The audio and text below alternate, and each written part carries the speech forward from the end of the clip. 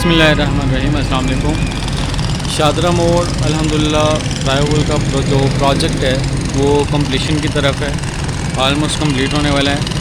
ये मोड़ की लाहौर से गुजरांवाला की तरफ जाने वाली जो रोड है उसके जो बाएं जानिब है मस्जिद थी, बाकी जो इमारतें थी, दुकानें थी, बिल्डिंग्स थी, वो तमाम की तमाम यहाँ पर गिरा दी गई और अब तकरीबन जो है वो कंप्लीशन की तरफ जा रहा है।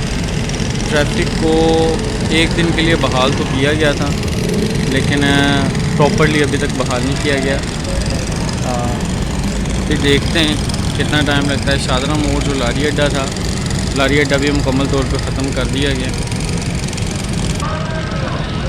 अब यहाँ पर एक तरफ तो काम मुकम्मल हो गया है मेट्रो के हवाले से भी।